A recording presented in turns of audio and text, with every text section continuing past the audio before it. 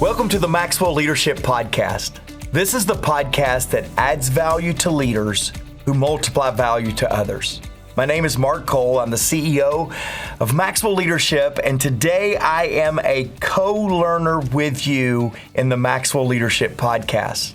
See, the function of leadership is to produce more leaders, not more followers. As John Maxwell reminds us today in this lesson, leadership is more caught than taught. So today, John is going to teach on embracing the 3 E's of developing leaders. This is a great lesson for all of us who want to build a winning team of people who can take our organization to the next level. After John's lesson, I will be joined by my co-host, Traci Morrow, and we will discuss how we develop leaders within Maxwell Leadership and how we're learning along the way. I'll tell you right now, developing leaders isn't always easy, but it is fulfilling. So be sure to download our bonus resource. It's a free PDF that accompanies John's lesson this week. This PDF will help you capture all the points, all the key takeaways from John's lesson. So just visit maxwellpodcast.com/developing and click the bonus resource button. If you would like to watch today's episode on YouTube, visit maxwellpodcast.com/YouTube or click on the YouTube link in the show notes. That's all for now. Now here is our friend, John Maxwell.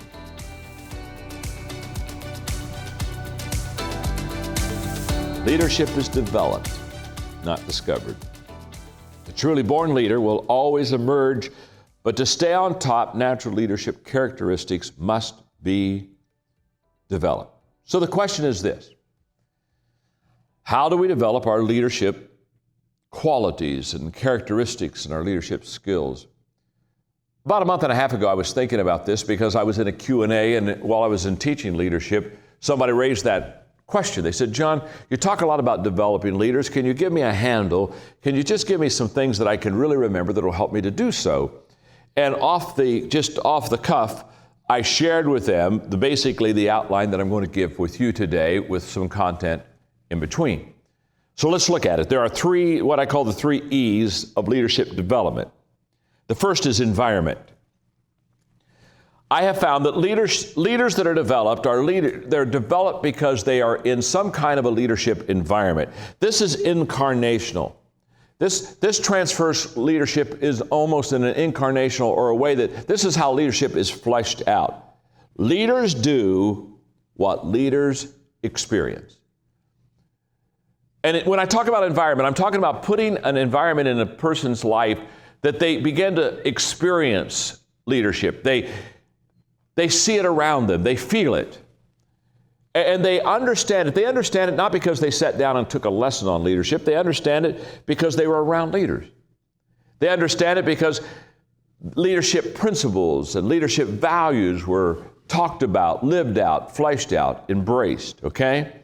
So let's talk let me define incarnation, since that's a phrase I use. It's a theology phrase from my background. But when incarnation is really connecting abstract ideas to human characteristics.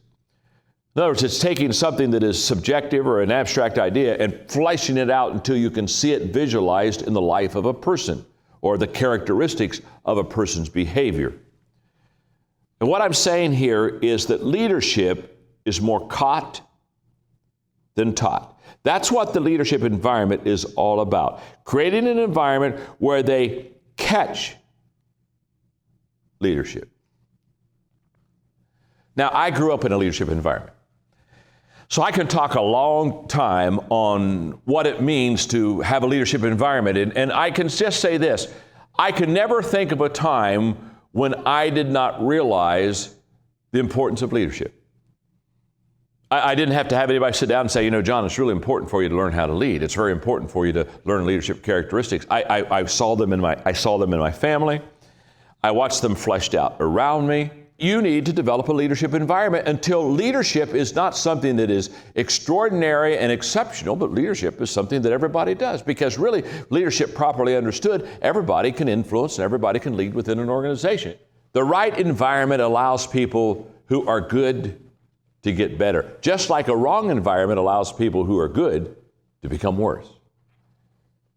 Look at environment as that which helps to create something for you that enhances already what you can do and what you already do know. Now, the second E is equipping. And that's probably the one we know the very best as far as developing leaders, because equipping is intentional, and basically leaders do what leaders learn. See, in the environment, leaders do what leaders experience. Now we're going to talk about leaders really do what leaders learn. And the function of leadership is very simple. It's to produce more leaders, not more followers. Now I'm going to read something to you. I just picked this up recently and I thought this is the approach. This is the wrong approach, wrong example of how most people get in trouble in this area of equipping. Henry Ford was a genius when it came to automobiles and the methods of mass production, but I believe his understanding of the worker was too limited when he asked. Here's what Henry Ford asked. Why is it that I always get the whole person when what I really want is a pair of hands? What was he talking about? The assembly line. He was just basically saying, I don't want anybody that can think. I just want somebody that can put the part there. Just two hands, just all I want. I don't want your mind. I don't want your spirit. I don't want your soul. I don't want your will. I don't want your commitment. I don't even want your loyalty. I want your two hands. I know most people, when they look at the people that they have in their company, their organization, this is a downfall of a lot of people. They don't understand the development of the whole person. They don't understand the big picture. They just basically see the job. And they see the job and they said, this is what's required for the job. So what do I have to do to teach you what's required of the job? And do you have the two hands? And can't you put that in the assembly line and keep it going? Equipping begins with expectations. Let's start there. To really develop a leadership equipping organization, it begins with expectations. And there are three I'm going to give you, and I'll give them to you kind of quickly. One, leadership determines growth. One of the first expectations you place upon people when you equip them to lead is the fact that the reason you're equipping them to lead is if they learn how to lead, it will bring growth to the organization. The second expectation that I gave them in equipping them is that leadership can be learned. Leadership can be learned. The third expectation is that each leader equips leaders. And I was always very careful to say this to them. Work your way out of your job. If you got a good job, that's great. Now, let me tell you what I want you to do. I want you to work your way out of your job. Go find somebody else, train somebody else, develop somebody else, equip somebody else. And, in the hospital emergency room, there's a saying, and it's just a simple saying because they got to do training and equipping quick in an emergency room, okay? I mean, it's not like you get a lifetime for this. And they what do? They say, watch one, do one, teach one. You have to be very intentional in how you're training them and equipping them. And the third E is exposure. How do I expose them? Now this is the inspirational side of developing leaders. Leaders do what leaders see. Okay? In fact, I love this statement. A little exposure upsets a lot of theory. I think kids should not be allowed to go to college 4 years in a row. I think they should go for 1 year to meet their friends, party. Then I think they ought to go get them a job. Because do you remember in class when teachers would ask you, profs would ask you, do you have a question on what I'm teaching? Of course we didn't have a good question. We didn't have any experience. We didn't even know what good question to ask. We were just stupid kids with a textbook, filling in blanks, making profs happy. The only way you're ever going to have real questions is to go out there and try it. Be exposed to it. Now, can I tell you something? I had no questions when I was working on my Bachelor of Theology degree. I mean, I had very little, and I went through it and got pretty decent grades and graduated the whole deal. But can I tell you, 6 months after I had my first church, I had a boatload of questions. Now, what happened? Exposure. Now, all of a sudden, I'm into a real world, and all of a sudden, all the stuff that I need to know that will help me to be successful in life, I don't know.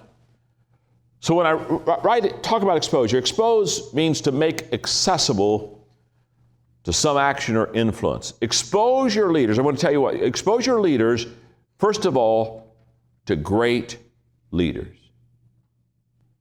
In my world, what that's meant for, oh my goodness, 20 years, is that I've intentionally every month had what I call a learning lunch, where I sit down with somebody that's smarter than I am, faster than I am, better than I am, and I buy their lunch, and what that means is they get to eat and I don't. And I ask questions, and I just learn from them, and I just glean from them. Okay, what kind of exposure am I getting to great leaders? How do you learn leadership? How do you develop leaders? By exposing them to leaders. And let me one more thing, one closing thought on exposing people. Expose your leaders to the works of great leaders. Here's what I tell people. You may never have the privilege of being around all the great leaders you want to be, but I can tell you right now, you can almost always get to the works of great leaders. The 3 E's. Environment, that's incarnational. This is what people experience. People do what people experience. Equipping, this is intentional. This is where we teach them. This is how they learn. And then exposure. This is something that they see, that they experience in their own life.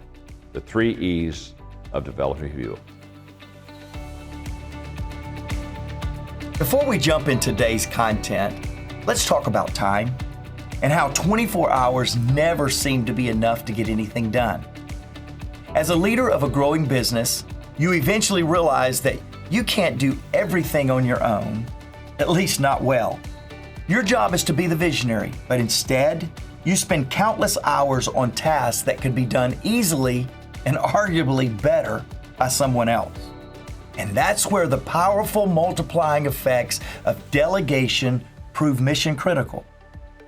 Our friends at BELAY know the demands on leaders all too well. They are the incredible organization that is revolutionizing productivity with their virtual assistants, their bookkeepers, social media managers, and website specialists. They grow businesses just like yours and mine. So to help you start delegating, BELAY is offering their latest book, Delegate to Elevate, for free. In this ebook, you'll learn how to reclaim time to focus on what only you can do by delegating to unleash the power and unleash the multiplying effect of entrusting others. To claim this offer, just text the word Maxwell to 55123 for your free copy today. That's MAXWELL to 55123. In no time, you'll be back to doing what only you can do, growing your business.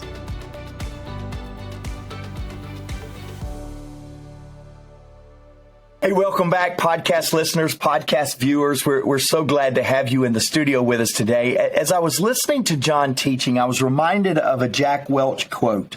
He said, "Before you are a leader, success is about growing yourself. When you become a leader, success is all about growing others." And Traci, I'm glad to be in the studio with you today. I'm glad to be learning and growing with you because, wow, is that not one of the greatest rewarding yet challenging things, is to see others develop around us as leaders? It absolutely is. And you know what cracks me up? When he kicked off this lesson, Mark, by saying, "This is just something I came up with off the cuff." And I literally laughed out loud, because I thought to myself, if John Maxwell came up with this lesson just off the cuff, these 3 E's, maybe it's an encouragement to all of us that if we keep studying, if we keep growing, we keep tuning in and showing up for this podcast, you and I included, then maybe at one point in our life, off the cuff, we will come up with a lesson like this one at some point in our career. But Mark, I love how he kicked it off. There's so much rich content here. There's so much for us. We could chew on this for an hour, I feel like. But one of the first things he said was when he dove into environment. I feel like there is so much meat there. And one of the first things he said was that leaders do what leaders experience together. And one of the things that I remember John always saying is that you can't transfer the emotion, the lessons, everything that you have and you experience when you go somewhere and you try to bring it back to your team. And anybody who has ever gone anywhere and they've experienced something so powerful, you try to come back and you tell it to someone and it's like, You just can't transfer it. And so can you talk a little bit about the value of those experiences and that environment, and how do you bring your team with you to experience that so you don't have to come back and try to explain it to them? I love this part of this lesson, Traci, because, and I love what you just said. When you've been given a lot is required.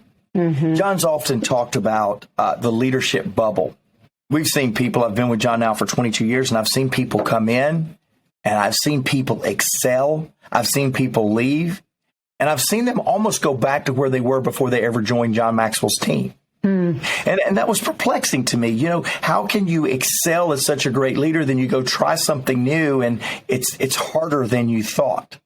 And I don't take great joy or pride in that people are very successful here and then not as successful other places, because I've seen the exact opposite too. People be very successful in John's organization, leave for one reason or another, and then go be very successful. But I think what John is teaching right here on environment, that there does exist in all of us. There is a leadership bubble. There's a learning bubble.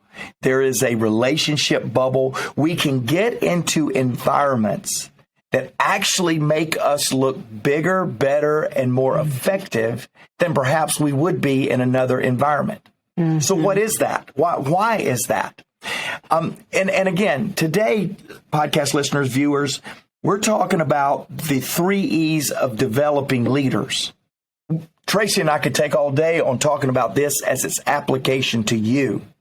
But we're talking about, how do you create that kind of a bubble or that kind of environment for those around you? Because we're trying to develop leaders. In fact, John says this is really the standout statement. You develop yourself and you add. But when you develop others, you multiply. Mm-hmm.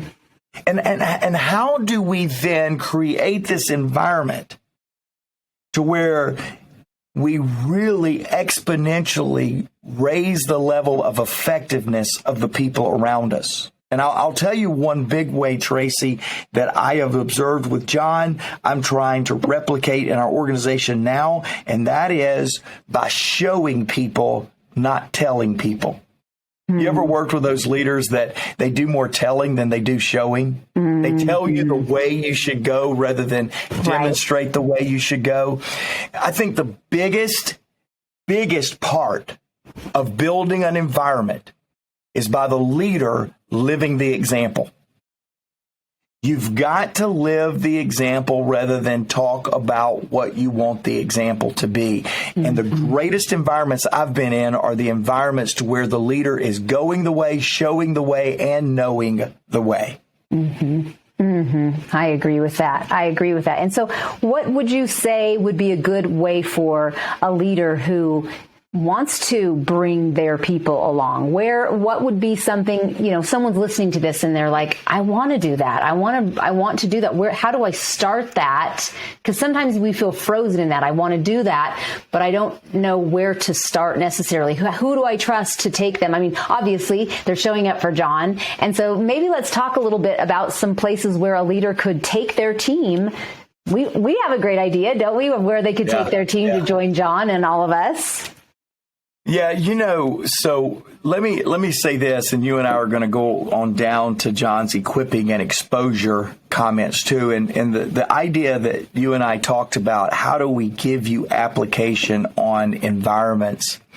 I think one of the ways is you do expose them to environments that really work. So it's a little bit of exposure, it's a little bit of environment, but what are you doing to demonstrate to your team? One of the things, Traci, in fact, you're heavily involved in this, is an event we call the International Maxwell Conference. So we call it IMC for short. Doesn't every organization have something to shorten it to? But IMC, or the International Maxwell Conference, is all about taking people that want to make a difference in themselves so that they can make a difference in others, and come into a common environment to where they learn that personal growth, that growing themselves, demonstrating growth within is important before you expect growth from those around, those outside of you. And so we start with a growth day, And then we allow people that want to go deeper to develop themselves as professional coaches, speakers, trainers, or people that want to become more effective, grow their influence in their companies. And we call this experience, this environment, the International Maxwell Conference. And so some of you, in fact, we've never opened it up to the public before. We've been doing this 11 years. We've had over 40,000 people come into Orlando. Twice a year, they come in and they experience this conference. And for the first time ever, Traci, you're going to be speaking. I'm going to be speaking. John Maxwell's going to be there with some additional friends. And for the first time ever, we're opening this up. And today, this is the first time I'm announcing this, today, you can bring yourself and others into this environment in Orlando, virtually or in person. And I hope it's in person, by the way. I'm ready to see you.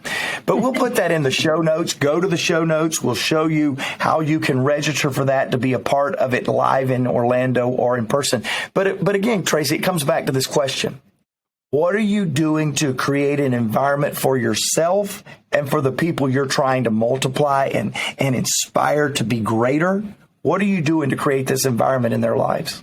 I do feel like it did hop it because they always feed each other, don't they? John's lessons and the things that we do as leaders do feed into one another. And so environment and exposure, environment in the day-to-day, but also exposure in events and places where you can go and experience exponential growth together. There's another E, exponential. I just came up with that off the cuff. No big deal. Love it. But I think if we move to that middle E just for a bit, John talks about equipping and that leaders do what leaders learn. And he goes into, the three parts of equipping. But one of the things that stood out to me that I missed as a young leader was that, and I didn't realize it until I was farther along in my leadership journey, was that equipping begins with expectations. And so I'll quickly tell how I missed it. And that was that I set up the expectations of what my people could expect of me. What I missed was that I did not set up what the expectation was that I had of them in our team and working together. And so that was a huge miss. And so I can remember talking with you and John about how do I right that wrong? And so there was this whole lesson, and I may have talked about it before about, me coming back to my team and saying, old Traci, new Traci. Old Traci did this, new Traci does this. And it was really setting clear, defined expectations of there's a break in the old way of the way things worked and the way things are going to work moving forward. And so I missed it. I think it was just a blind spot for me. But why do you think that setting expectations for leaders, why do you think that is so hard for leaders?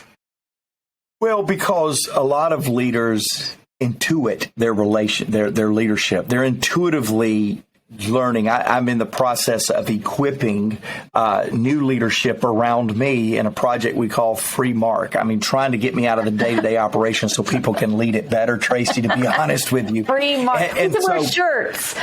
Free Mark. And really that's get him out of our way. That's probably more what we're trying to say.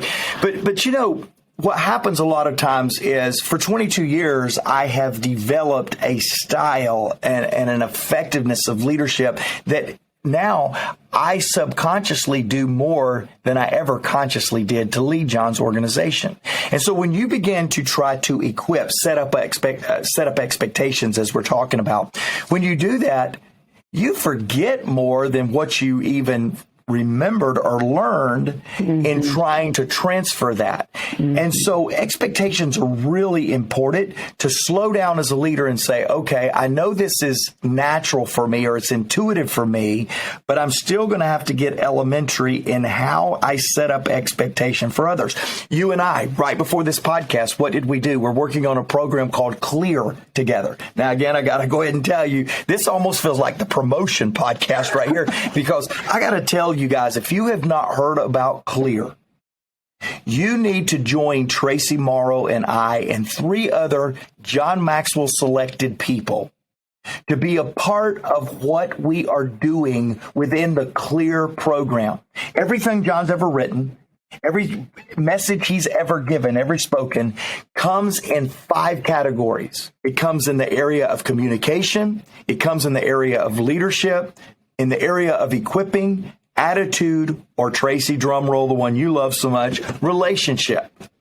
And that comes from everything John's done. He believes that leaders that are growing and leaders that are leading more effectively today than yesterday is because they have a clear approach to their growth and a clear path to better leadership. And so you can go right now to maxwellleadership.com/clear app. maxwellleadership.com/clear app. You can get more information on that, as well as we'll put that in the show notes. But Traci, when we set expectations, that's how we begin to equip leaders to do more effective, better, multiply ourselves and develop them. I'll never forget when I was sitting down with my leadership team about 10 years ago, John said, Mark, you need to give them expectations of what it means to be on your leadership team. I sit down with 7 things and gave them very clear expectations of what it meant to be on the Maxwell leadership team. Things like, I won't teach all 7 of them here. Maybe we'll do a future podcast. But things like, we will have difficult conversations. Hey, leaders, there is a responsibility. There is a price to leadership, and that's going to be iron sharpens iron. We will have difficult conversations. Number 2, you will be growing. It's not. You cannot be dormant in a Maxwell organization. You can't be status quo. You can't let yesterday's lesson give today's effectiveness. You do have to demonstrate clear, tangible growth. Again, I could go on. Here's my point.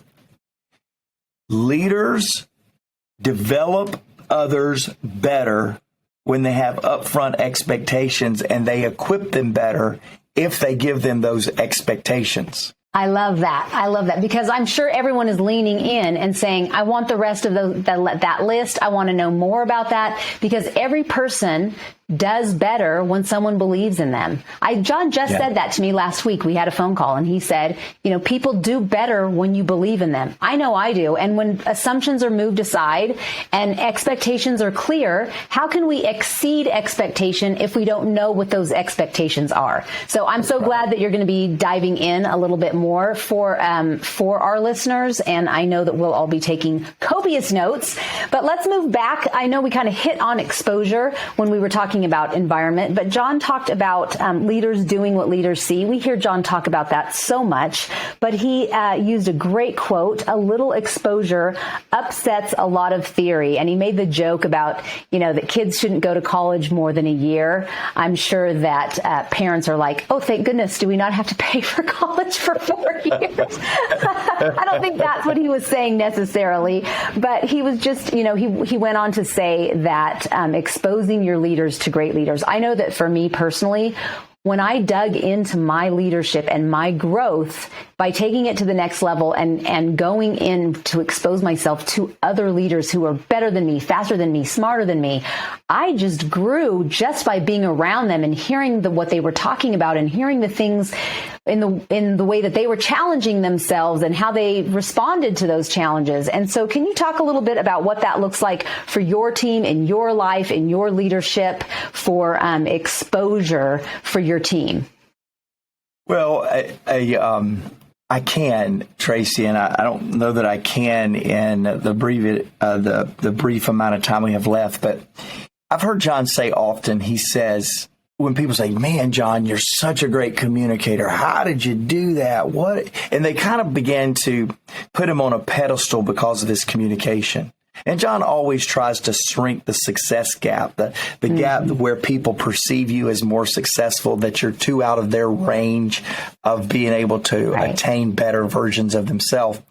And so one of the ways John does that is when people go, man, you really communicate effectively.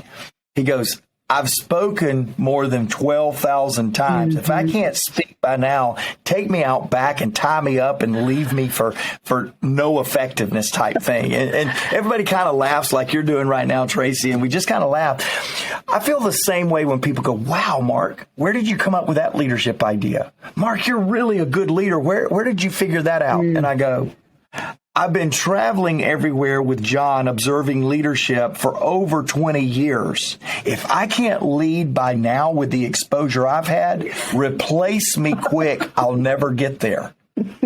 Here's why. Exposure leaders are, let me say it differently. Exposure is everything to potential leaders. Expose them to difficulty, expose them to challenges. What most of us leaders do, we do no up-and-coming leaders a favor when we don't let them feel the hardship of a situation. And too many of us try to mother followers rather than lead followers. And Traci, you can speak into this because you're an incredible mother. And you try to protect them from the leadership difficulties, and it does them no good because if you don't kick people out of the nest and allow them to feel the weight of leadership, they'll flap their wings all the way down to a flap on the ground. They won't be able to do it. And so as leaders, if we're really going to develop leaders and not foster followers, we're going to have to let them feel the difficulty of leadership, and that is by creating environments. We talk a lot about environments. Give people a great culture. Help people get what they want, and you'll get what you want. All of those are true, and all of those are great components of culture. But when you're developing leaders, don't protect them from the hard stuff. Because there is an environment that we've got to create to where leaders can feel that there are no 2 good consecutive days in a leader's life. You know what that means? When you're trying to be the candy man, you're trying to be the cheerleader, and you're trying to make everything all positive, you're giving people a false sense of reality of what it means to be a leader. Create an environment of leadership, which means sometimes, going back to my last point, we will have difficult conversations. You will leave a meeting with me going, I think he's having a bad day. No, I'm having a leader's day. And that means today was a day that was difficult, and it's time for you and I to step up and be a great leader. I love the way you once again wove environment and exposure together because they are connected. And when you talked about mothering, and then I'll let you close out, I do just want to talk to you parents out there. It's not just mothers and fathers. I remember John saying one time when I asked him about parenting advice, and he said, I think we save too soon as parents.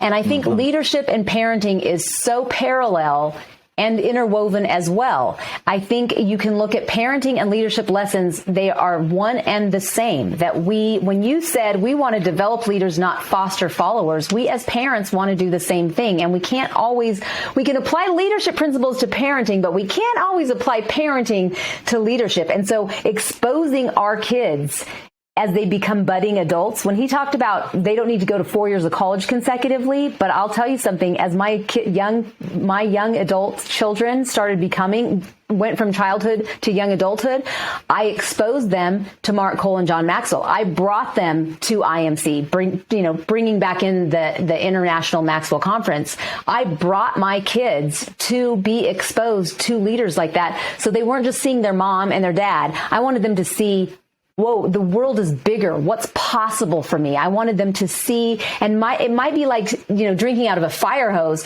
but I wanted them to see what it was like young so that it set the bar high, the lid high, by exposing them to that kind of environment. And I think that, that is exposing them to those kinds of leaders young really does open up the world to a leader, whether they're your kids or someone on your team. Traci, this is so apropos to where we are in the Cole household.